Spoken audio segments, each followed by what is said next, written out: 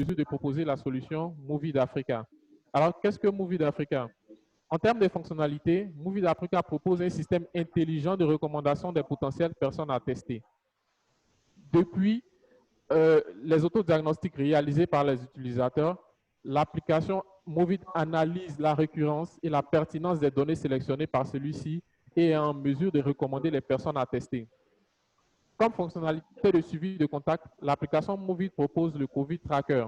Lorsque l'utilisateur active le COVID Tracker sur son smartphone, l'application scanne dans un rayon de moins de 2 mètres les dispositifs, les smartphones ayant le même dispositif installé. En cas de maladie, l'utilisateur peut décider ou non d'avertir les personnes rencontrées d'une potentielle exposition à la maladie. En plus de cela, nous avons proposé le passeport COVID-QR. Le passeport COVID-QR permet d'évaluer le risque d'exposition d'une personne à la maladie, de partager son état de santé avec les personnes que l'on rencontre, de scanner le code QR d'un lieu et d'informer l'entité de son état de santé. Un peu comme se fait le contrôle du passeport à l'aéroport avant l'embarquement dans les avions, d'où le nom de passeport COVID-QR. Avec l'avènement du coronavirus, la plupart des activités ont été mises à l'arrêt. Pour aider les commerçants, nous les avons donc digitalisées. L'application propose donc un marché virtuel basé sur un système de reconnaissance d'objets. Comment cela fonctionne? L'utilisateur a juste à scanner un produit et l'application se charge d'identifier le point de vente à proximité afin de permettre à l'utilisateur de commander et se faire livrer depuis chez lui. L'application propose aussi un système d'information et de formation. Les formations proposées sont des formations sur l'entrepreneuriat, les violences basées sur le genre, la santé sexuelle et reproductive, mais aussi des informations sur le COVID, les gestes barrières pour protéger les utilisateurs. La plateforme Movid dispose d'un tableau de bord de management et un centre d'appel. Le tableau de bord de management de l'application Movid est basé sur un socle solide. Le logiciel de gestion Odoo est éprouvé dans le domaine professionnel depuis plus d'une quinzaine d'années. En plus de permettre la visualisation des alertes envoyées par les utilisateurs sur une carte, le système fait une répartition dynamique de celles-ci auprès des différents utilisateurs enregistrés sur celles-ci, que sont les hôpitaux, les forces de sécurité et les sapeurs-pompiers, pour une gestion centralisée et en temps réel. En plus, la plateforme propose un centre d'appel qui permet de réaliser des campagnes d'appel en français et en langue locale pour adresser le plus de population possible. Pour la conception de notre application, nous avons utilisé le logiciel Adobe XD pour la définition de l'interface utilisateur et de l'expérience utilisateur. L'architecture globale technique de l'application Movid se présente comme suit de manière simplifiée. L'application communique avec une instance de l'application Odoo installée sur un serveur à Circle. Le serveur lui-même communique avec une instance d'application astérisque qui alimente le centre d'appel. L'application dispose aussi d'une base de données de type PostgreSQL. En plus de cela, l'application ainsi que le serveur sont en mesure de communiquer avec un serveur cloud de type Firebase. Le serveur cloud de type Firebase met à notre disposition un autre provider pour permettre l'authentification simplifiée des utilisateurs avec les méthodes de connexion Google et Facebook.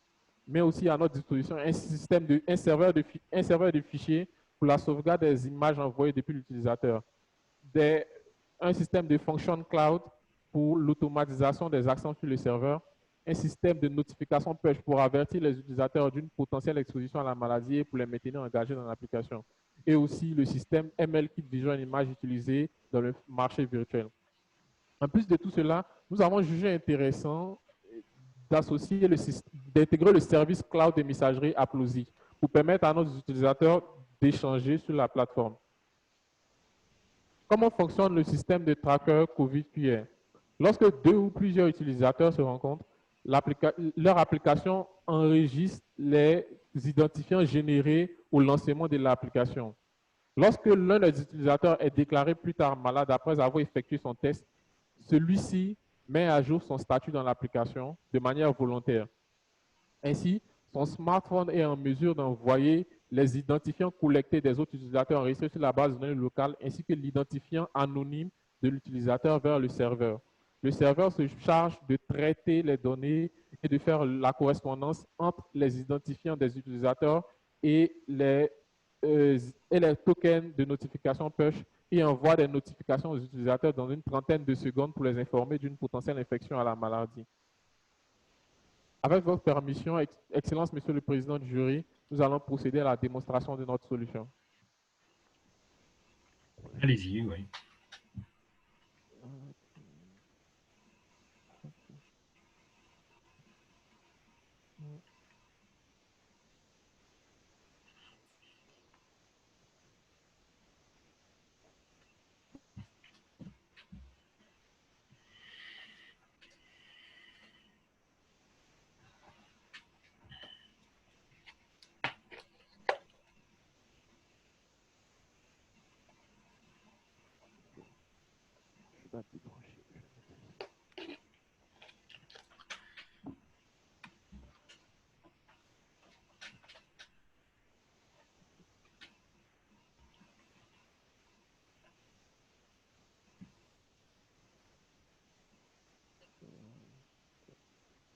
Juste le temps qu'il installe, il veut le faire en live.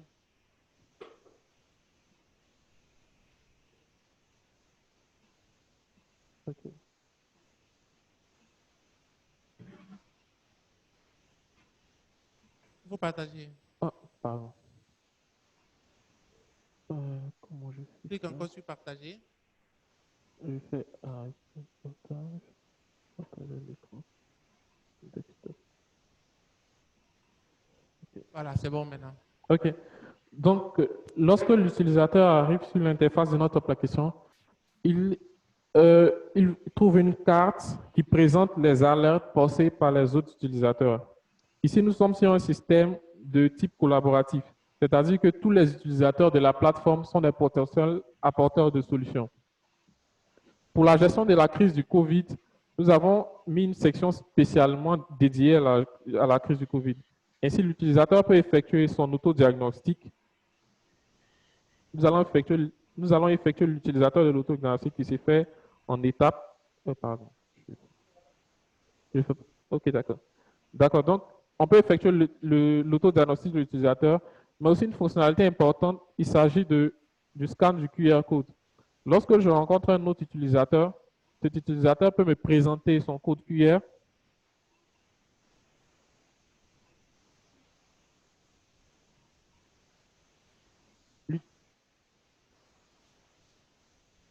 Donc, l'utilisateur me présente son code QR et j'ai juste à appuyer sur scanner le code QR d'une personne.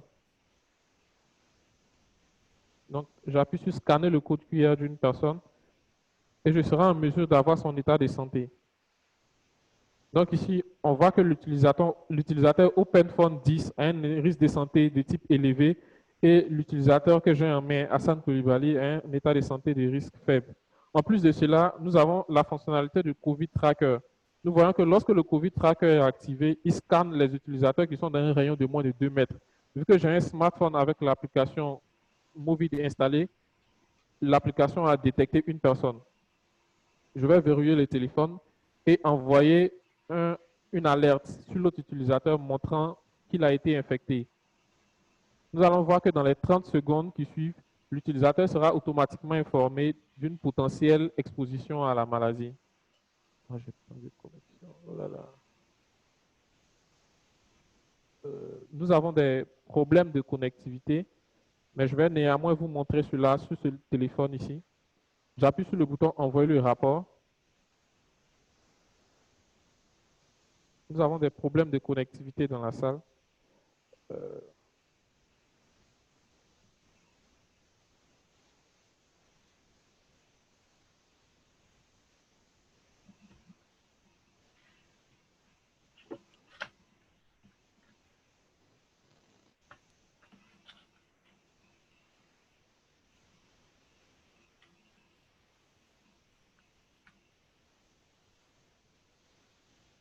Apparemment, nous avons des problèmes de connectivité, donc je ne serai pas en mesure de vous présenter la fonctionnalité d'envoi d'alerte. Maintenant, tu peux nous montrer peut-être la base de données, et éventuellement peut-être le système de reconnaissance Oui. intelligent. OK. En plus de cela, nous avons intégré... Oh, je suis déconnecté. On voit toujours mon ordinateur. Oh là là. Ou bien, on me voit? Je suis déconnecté.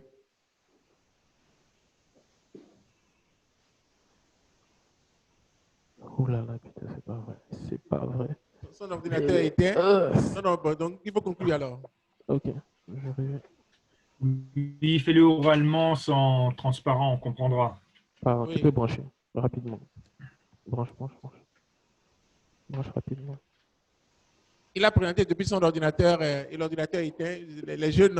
Excusez-moi, monsieur le président du jury, je n'avais pas prévu présenter depuis mon ordinateur, mais j'ai été obligé parce que ma présentation ne s'affichait pas bien sur l'ordinateur de Sarko ici. Voilà, donc peut-être on va te demander de conclure simplement. Ok. OK. Oui, fais-le oralement simplement sans support.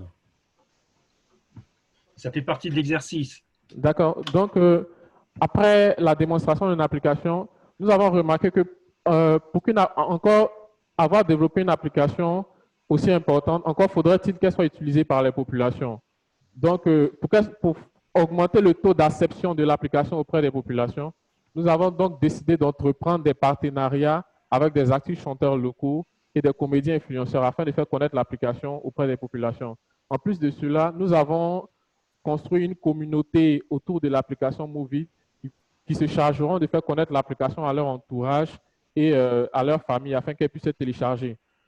Bien évidemment, un projet d'une telle envergure n'aurait pu être réalisé par ma seule personne. Ainsi, donc, notre équipe projet a été composée du docteur Alain Kapouchichi, président des universités du CAMES, et de Mme Nadine Fiossi, directrice exécutive du groupe Cerco, de M. Ilengui Uriel, spécialiste en intelligence artificielle, de M. Marc Richard, directeur des opérations du groupe Cerco, de M. Moncho Auguste Videm, service et directeur, et plusieurs d'autres personnes.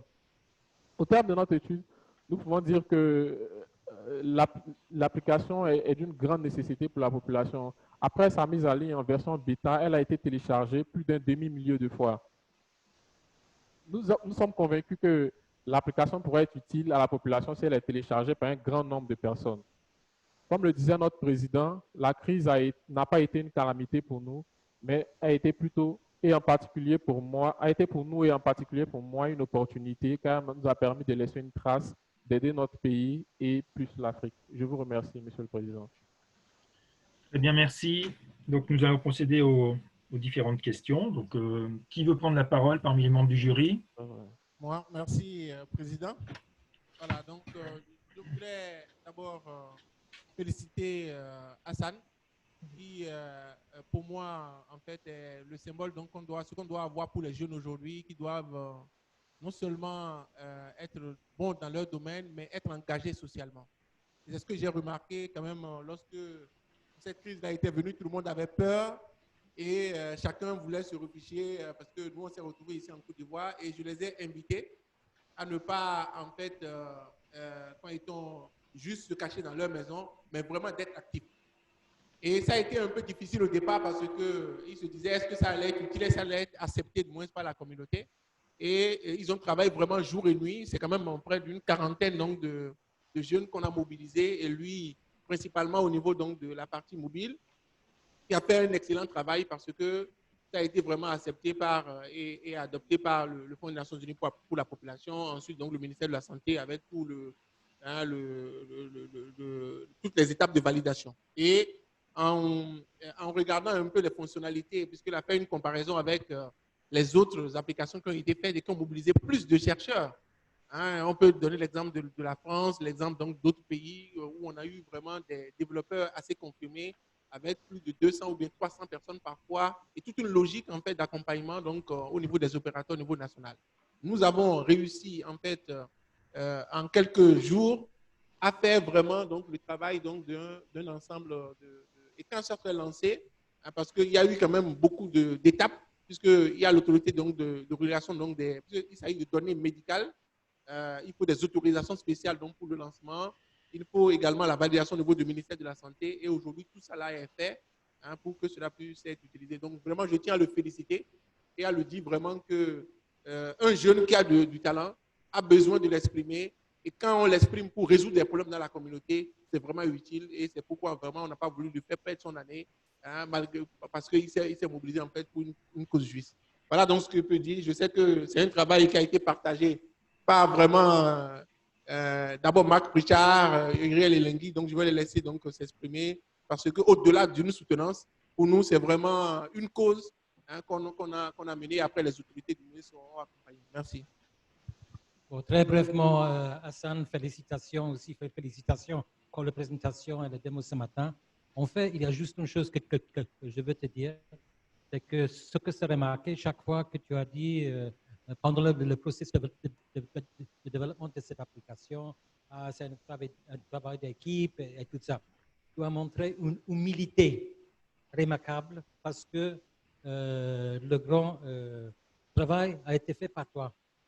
Et vraiment, c'est à nous vraiment de te remercier pour tout le travail que tu as fait pour cette application. Parce que sans toi, on n'aurait pas pu présenter ça à la UNFPA, au gouvernement, etc., etc.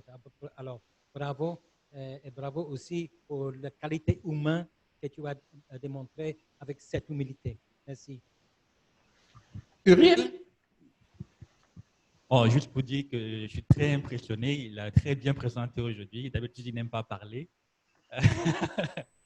En tout cas, félicitations encore. Tu as fait du très beau boulot et nous ne sommes pas les seuls à l'apprécier. Tu as vu la dernière fois, on était au ministère. Les gens l'ont apprécié fortement, ont accompagné. Et j'espère que dans les jours à venir, il sera déployé au grand public et que il sera sauvé des vies. Voilà, donc si on doit te poser une question, si on se permettait, hein, il y a quelques mois, en fait, je te convoquais au bureau et je disais donc tu étais capable de t'engager. Il y avait la Covid, c'est vrai, et autres et tout, et tu t'es senti un peu contraint. Parce que je disais que c'est ça ou c'est rien. OK, et évidemment, je suis un jeune dictateur, comme mes collaborateurs m'appellent. Aujourd'hui, quel est ton sentiment de faire un travail, OK, qui sert par ailleurs pour ta soutenance, mais au-delà de ça, qui va aider vraiment tout un État. Et il y a aujourd'hui la RDC, il y a aujourd'hui la Centrafrique, il y a, il y a plusieurs pays en fait, qui à travers l'UNFPA demandent déjà à utiliser cette application-là. Quel est ton sentiment de faire quelque chose qui soit utile pour la communauté? Comme je l'ai dit en conclusion, c'était pour moi une grande fierté que de pouvoir aider mon pays, d'aider l'Afrique et d'aider des populations. Donc, c'est une grande fierté pour moi. C'est le sentiment qui m'anime en ce moment. La présidente, on en finit? Très bien. Pour la Côte d'Ivoire, c'est bon. Donc, je vais passer la parole soit au vice-président ou au Bénin, comme vous voulez. Merci, Président. Je félicite également à mon tour le candidat qui effectivement nous a présenté un travail qui s'articule autour de l'actualité, autour de cette crise que nous traversons dans tout le monde entier d'ailleurs. Les résultats sont là, et puis on ne doute plus des résultats. Et néanmoins, nous sommes à une soutenance du master. Je vais demander à l'étudiant de revenir sur sa méthodologie. Parce que j'ai vu au niveau de la méthodologie, un bon, c'est-à-dire il y a eu à un niveau, s'il peut nous revenir sur sa méthodologie. J'ai vu qu'il a procédé à une analyse, sauf erreur de ma part, à une analyse qualitative. Et donc, j'aimerais qu'il nous présente les données quantitatives qui lui a donné la possibilité de faire cette appréciation qualitative. Merci, Monsieur le Président. Sinon, Gilbert, en fait, il a une difficulté en fait, pour montrer le slide puisque son ordinateur était. D'accord, son ordinateur Mais en même temps, s'il doit répondre, parce que... Oui, tu peux répondre directement. OK, donc, en fait, ici, l'analyse qualitative consistait à proposer et présenter, et consistait à faire l'étude des différentes applications qui existaient et d'en ressortir les fonctionnalités afin de pouvoir proposer notre solution. C'était ça l'analyse qualitative ici, dont il est question. Oui, mais vous avez que tu as rencontrés. Vous dites? Les acteurs que tu as rencontrés, on a rencontré les acteurs que tu as rencontrés, combien d'applications tu as rencontré et combien de personnes, quels sont les acteurs, est-ce que ce sont des développeurs, est-ce que c'est des gens qui utilisent des applications existantes, et combien d'applications tu as eu à mobiliser et quelles sont les données sur lesquelles tu t'es basé pour pouvoir dégager l'analyse qualitative? OK. En fait, nous nous sommes basés sur un certain nombre de problèmes qui existent en ce moment. En plus de cela, en termes de nombre d'applications, nous avons recensé 7 applications dont font partie les pays qui ont le mieux géré la crise, en fait.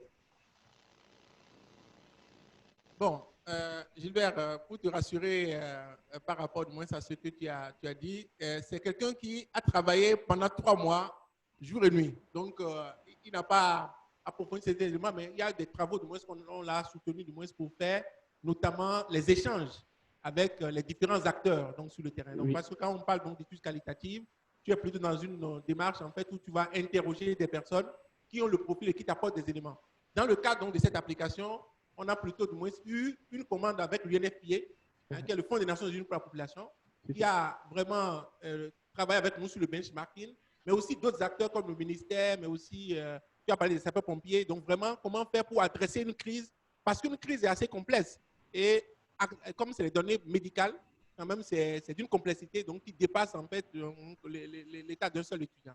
Donc, je voudrais donc que le docteur Gilbert Kapochichi sache raison garder et considère vraiment le travail très important. En tout cas, jamais dans la vie de CERCO, on a fait un tel travail. Et aujourd'hui, quand ce serait lancé, tout le monde sait que ça serait connu parce que il y a eu des jeunes qui ont travaillé pour ça. Merci beaucoup. Merci, monsieur.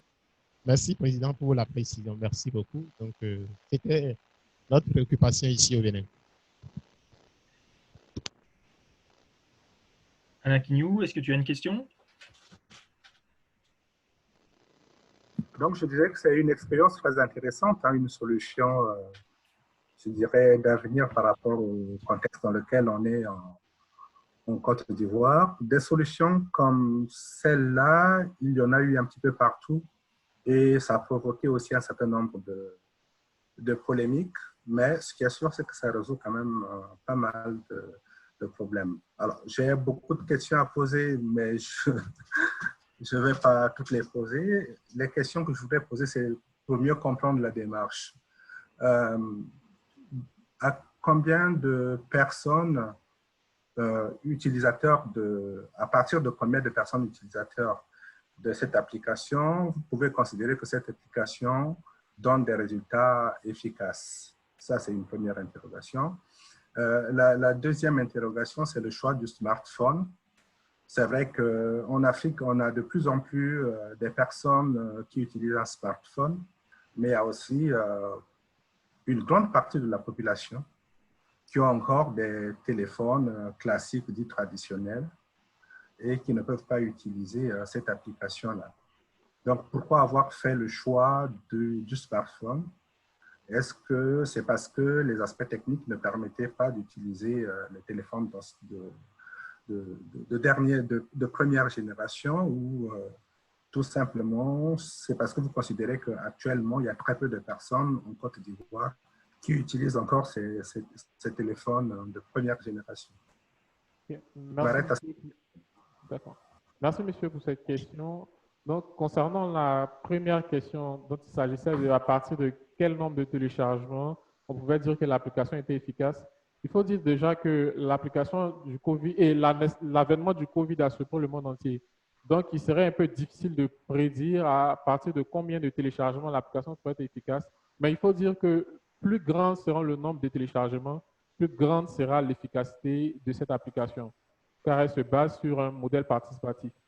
Maintenant, concernant la deuxième question, au niveau du choix des smartphones, il faut dire qu'en Côte d'Ivoire, la couverture en termes de smartphones Android est de plus de 80%. Donc, c'est sur ces chiffres-là que se base le choix de la technologie Android. Maintenant, au niveau des spécifications des smartphones, on peut dire que l'application tourne sur la majorité des smartphones parce que lorsque nous avons démarré le projet, nous avons choisi comme configuration minimale la version Android 5.0 qui, d'après les chiffres de Google, tourne sur plus de 90% des téléphones en ce moment. Professeur, si vous permettez, je peux quand ils sont accompagnés parce que comme c'est à la fois une solution qu'il a faite, mais en même temps une solution qu'on présente. Donc, du point de vue quand étant méthodologie, c'est vraiment important d'intégrer ça. Aujourd'hui, en fait, en matière de couverture en Côte d'Ivoire, on sait qu'on a une couverture GSM importante, de près de 80% en fait du territoire, plus de 80%. Et au-delà de ça, on a près de 40% en fait de la population ivoirienne qui est équipée donc entre 20 et 40% en fait qui est équipée donc d'un smartphone. Et là-dedans, effectivement, c'est dans cette cible-là que tu retrouves près de 80% qui ont en fait un téléphone Android. Ça, c'est un élément. Maintenant, si on en arrive en fait à regarder quand étant l'utilisation de l'application par les populations, il a été intégré en fait un système de centre d'appel. Okay? Et même ceux qui n'ont pas en fait de téléphone, de smartphone, à partir du moment où soit elles peuvent faire, ces personnes-là en fait peuvent faire l'autodiagnostic point par an, c'est-à-dire que j'ai un smartphone, je peux faire l'autodiagnostic en fait pour quelqu'un qui n'a pas de smartphone, premier élément. Deuxième élément, le jour où, par exemple, j'ai été en contact avec quelqu'un, j'ai la possibilité d'envoyer le message SMS à l'ensemble des personnes avec qui j'ai été en contact, bien entendu, qui ont été autodiagnostiquées ou bien qui ont été dans des endroits, par exemple, qui ont été infectés, etc. Donc, et puis, au-delà de ça, en fait, il a été intégré dans l'application, en fait, un système avec les langues locales, ce qui fait que quand on appelle quelqu'un qui reçoit un SMS mais qui n'est pas alphabétisé en français, la personne peut embauler en djoula ou en français avec un accent ivoirien, recevoir le message pour dire va te faire tester parce que tu as été en contact avec quelqu'un qui a été infecté. Donc voilà un peu ce qui a été touché en fait dans le cadre de l'application. Merci, professeur. Okay. C'est bon? C'est bon pour moi, merci. D'accord, alors moi je vais poser une petite question. Alors parfois j'ai eu l'impression que c'était Alain Capochichi qui était porteur du projet, parce qu'il a tendance à répondre beaucoup à la place de l'étudiant. Donc moi je voudrais que l'étudiant parle. Oui, en fait, quand on dit que le logiciel est un succès, puisque le nombre de téléchargements est assez important, en fait ce qu'il faut savoir c'est qu'en France il y a une application qui a été développée. En France, ça a été une polémique et pourtant, en même temps, l'application a été beaucoup téléchargée, mais je ne suis pas sûr qu'elle soit très utilisée. Donc, comment faire pour s'assurer que le nombre de téléchargements corresponde au nombre d'utilisations réelles de l'outil? Est-ce qu'il y a quelque chose de prévu ou peut-être que, je ne sais pas, moi, les instances gouvernementales vont imposer l'utilisation? Comment ça se passe par chez vous? Ok, merci monsieur pour cette question. Merci monsieur le président pour cette question. Il faut dire qu'à notre niveau, au niveau du tableau de bord de l'application, on est en mesure de différencier les téléchargements des utilisateurs réels. C'est-à-dire que lorsqu'on a un téléchargement, on a une donnée pour ça, mais on a aussi des statistiques pour les utilisations de l'application en temps réel. D'accord. Et vous disiez que le problème de l'acceptation, c'est quand même un problème réel. Quel public vous allez viser? Est-ce que, par exemple, les jeunes ne seraient pas un public plus approprié, plutôt partant à l'utilisation du logiciel, plutôt que des personnes, je ne sais pas, d'un certain âge qui commencent à se méfier sur les données qu'on pourrait faire de l'exploitation des données qui auraient pu être recueillies sur leur compte, etc. Quel est votre point de vue là-dessus? Oui, pour répondre à cette problématique, c'est en cela que nous avons noué des partenariats avec des artistes chanteurs locaux et des comédiens influenceurs dont le public est en majorité jeune. Et nous avons aussi construit une communauté de volontaires autour de l'application afin qu'ils puissent faire parler de l'application autour d'eux et la faire télécharger à leurs différentes connaissances, dont leurs parents. D'accord. Et non, c'est bien, moi ça m'a intéressé, c'était très intéressant et puis je vous encourage à continuer et j'espère que votre outil sera utilisé largement, donc j'ai cru comprendre dans différents pays déjà, donc ça c'est très bien, félicitations. Merci, et félicitations à toute l'équipe qui vous a suivi. Merci monsieur. Voilà, merci beaucoup. Je sais que par ailleurs, donc, vous avez bien constaté donc, que c'est un travail qui a impliqué pas seulement l'étudiant, parce que c'est important de le souligner, puisque c'est un travail donc, de gestion de la crise. Donc, nous avons vraiment travaillé à à le limiter effectivement du moins à son secteur, à son segment, parce que quand même c'est un travail d'une quarantaine de personnes et il n'a pas été à tous les niveaux en fait du segment. C'est-à-dire que, et puis on autorise aussi au niveau, en matière au niveau de Cerco ici, que les étudiants parfois en fait ne s'attaquent pas à la globalité en fait donc de l'analyse et qu'ils puissent, notamment parce que quand même c'est un travail qui a demandé beaucoup d'efforts en termes de développement. Quand vous prenez l'exemple de la France, c'est plus de 200 développeurs qui ont été impliqués, des gens d'Orange, des gens de Capgemini, de plusieurs structures du moins qui sont impliqués, qui ont fait donc, ce travail. Ça a été vraiment des jeunes débutants pratiquement qui ont fait ce travail-là.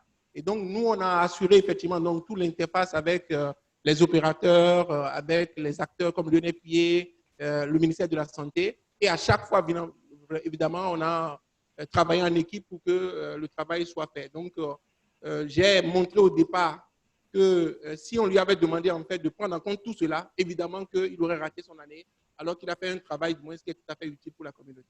Voilà ce qui justifie du moins mon implication et mon engagement, hein, qui est rare, hein, parce que je n'ai pas l'habitude donc de m'impliquer comme ça, mais pour des causes justes et importantes du moins pour nos pays et nos communautés, on se doit s'engager pour les jeunes. Merci beaucoup, Monsieur le Président. Très bien, merci. Alors, il me semble qu'il nous reste un étudiant du Burkina Faso. Oui, président, mais on n'a toujours pas la main. Vous n'avez toujours pas la main?